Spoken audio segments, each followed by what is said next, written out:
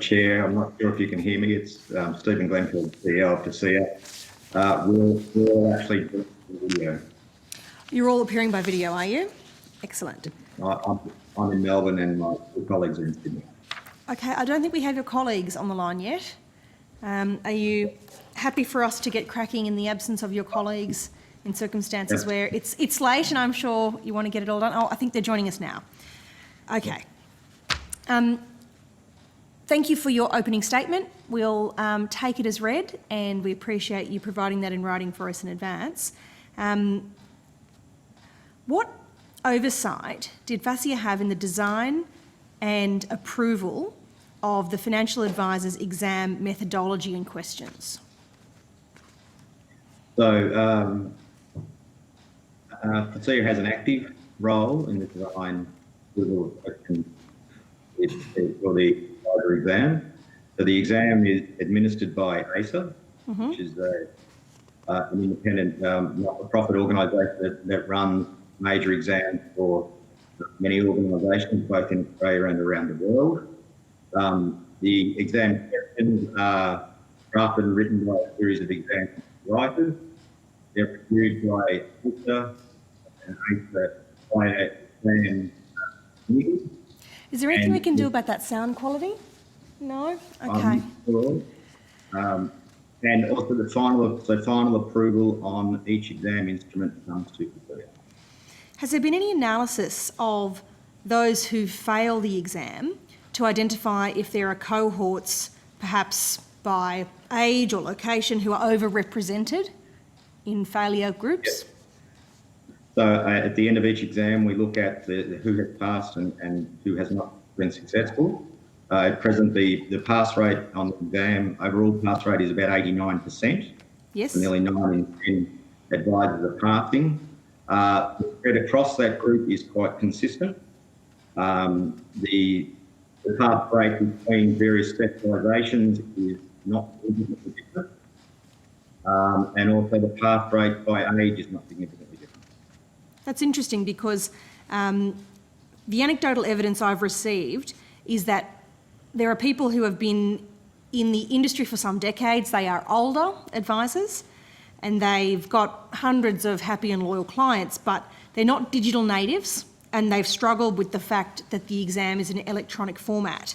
Of course, the practice exam is provided in a hard copy. Can I suggest that there either needs to be an option for the delivery of the exam in hard copy, or there needs to be an option to do practice exams in electronic format so that people who are not digital natives are able to practice in a form that reflects the format they'll be using in the exam itself? For those people who've registered for the exam, they are given access to an electronic version of the practice questions so that they actually can do it in a form that they would do the exam. So that is already available for them. In terms of those who have difficulty with typing, and we are aware that there are some, they can apply to ASA for what I would call special consideration to try to do it in a different fashion, whether that's using Scribe for that. And I apologise for the noise, I don't understand this. Is there... I'm getting feedback from advisors that say there's a simple pass-fail message given to people who have sat the exam, and for those who have failed, there is no feedback offered and no way to get it. What's being done to help financial advisors who are going through this process to understand where they're going wrong so that they can, in time, meet the standard? And we're aware also of that feedback. So the exam tests on 3 areas: legal and regulatory requirements, construction, financial advice, and ethics. At the end of the exam, all unsuccessful candidates' exams are reviewed by ASA to identify if there's any of those 3 particular areas they've struggled in with any other. If that is identified, then they are advised to study that particular area for the next exam. If they've struggled across all 3 areas, they're advised to probably all three, and that is generally the case with who are unsuccessful. And on top of that, FASEA, when we release the exam results now, we're releasing a summary of the areas that the unsuccessful struggle in. So that's the 10 most common areas they struggle in, so that they know which areas to concentrate on for the next exam. But that's whole of cohort feedback and not feedback about the performance of individuals in that particular exam. Am I right? It is across the cohort of unsuccessful candidates, yes. In circumstances where the exam is being delivered in an electronic format, what barrier is there to providing personalised feedback in the sense that it should be possible to set that information according to the questions that are being answered incorrectly? There is a couple of elements to that. One is an integrity element of the exam. The exam uses benchmarks between exams to assess the difficulty of exam to exam so that it's fair from one exam to another.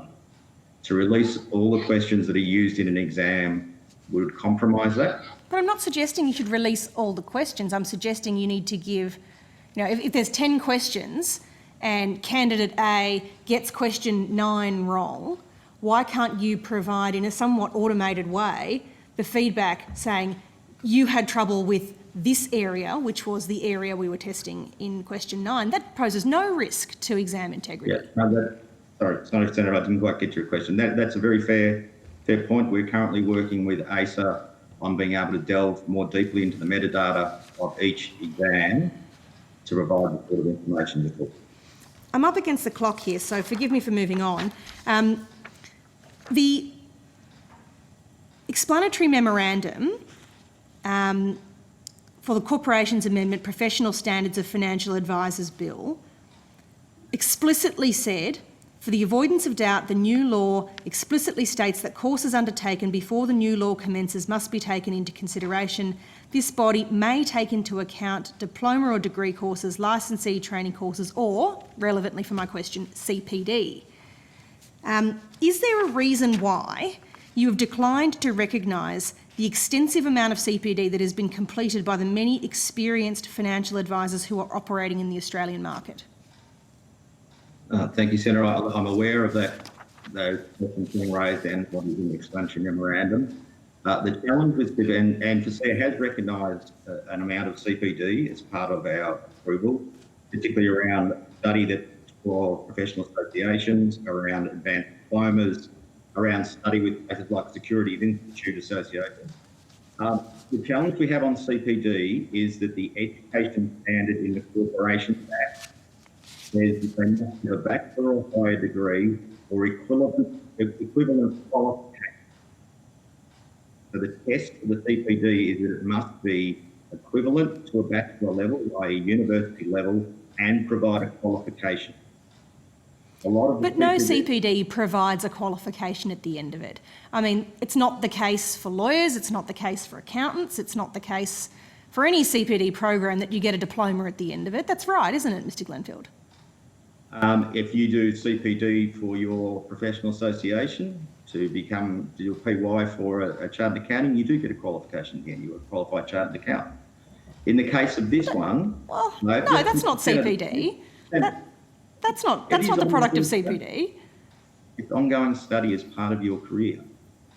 But to the point, however, that the Corporations Act at 921 for the education standard says bachelor degree or higher or equivalent qualification. That's what the Corporations Act says. Well, it also says CPD in the explanatory memorandum. So let me put aside what you've said for a moment and assume that the reason why you're not keen on CPD for the future is that you're concerned about its quality, at least as it relates to the pre-FASEA period.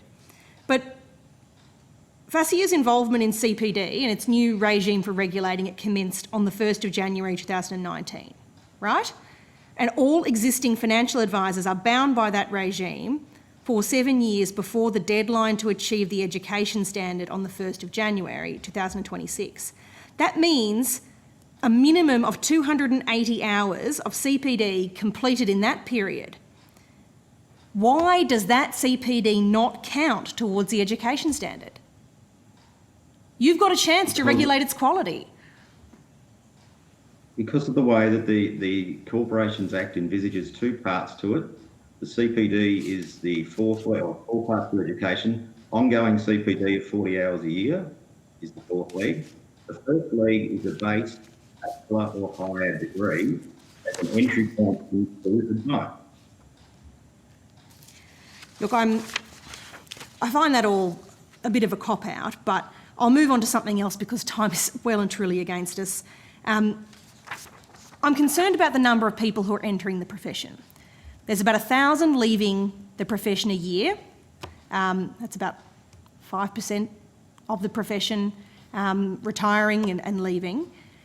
But on the basis of the 900 people going into courses, we'll be lucky to get, 250 or so who make it to the end and graduate and decide to make being a professional financial advisor their career. With that in mind, there is a gap in the pipeline of future advisors.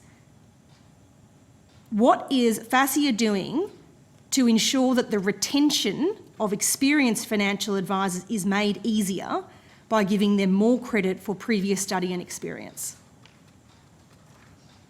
FASEA, in terms of previous study and experience, has and continues to approve those degrees that meet the FASEA curriculum, and we have approved upwards of 70 of those to date. For existing advisors, we look at where their study doesn't meet that level, we look at whatever other study they've done, is at the right level to give credit for them into the diploma. And we are continuing to approve new courses to come through from the university.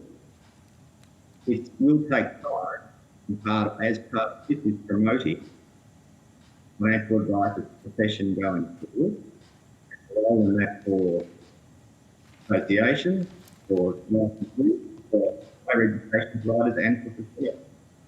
And we have been trying to promote what the system of these standards are, which will ultimately look different from using advice. I have confidence in the advice is used, ultimately more people. The quality of the sound we've got is really poor and we're up against the clock. I'm going to put a lot of questions on notice, given the circumstances, but I'll persevere with one last question before I let you go.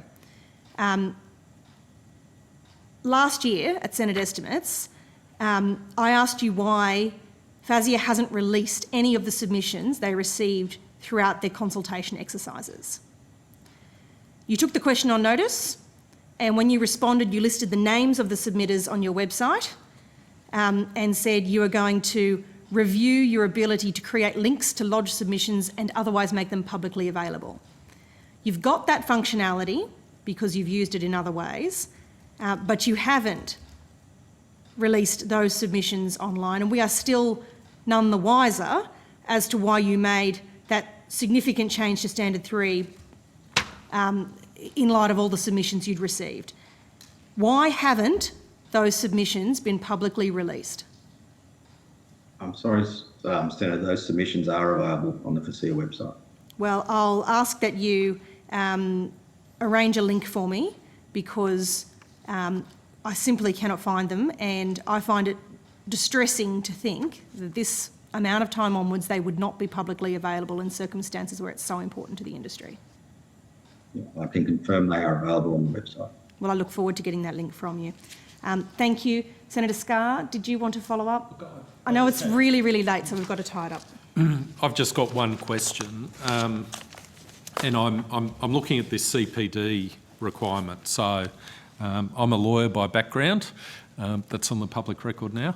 And as a lawyer, we have continuing professional development obligations, and the obligation under Queensland law is, I think it's about 8 to 10 hours a year.